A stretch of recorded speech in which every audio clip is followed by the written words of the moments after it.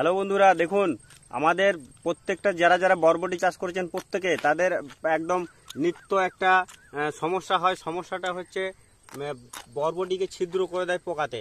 আপনারা ক্লোরোপাইরিফস দিচ্ছেন, সাইপ্রোমেথ্রি দিচ্ছেন, তারপরে আপনার প্রোফেনোফস দিচ্ছেন, এই সমস্ত ওষুধ যতগুলো দিচ্ছেন, যত গন্ধওয়ালা ওষুধ এই সমস্ত দিচ্ছেন, দিয়ে দেখবেন কোনো কিছুতে কাজ হচ্ছে না।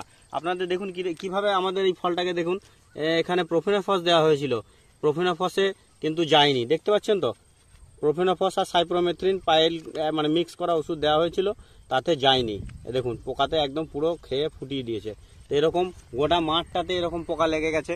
তো আমি এমত অবস্থায় একটা ওষুধ দেবো আপনাদেরকে, ওষুধটার কথা বলছি। দেখুন এই ওষুধ, এর নাম হচ্ছে পোলার। এটা 15 লিটার জলে 15 ml করে দেবেন, দিয়ে স্প্রে করে দেবেন। আর আমি এখন কোন টাইমে করছি, সন্ধ্যার টাইম। আপনাদেরকেও রিকোয়েস্ট করবো সন্ধ্যার টাইমে করবেন, দেখবেন একদম আর এরকম ফল ছিদ্রকারী পোকা থাকবে না।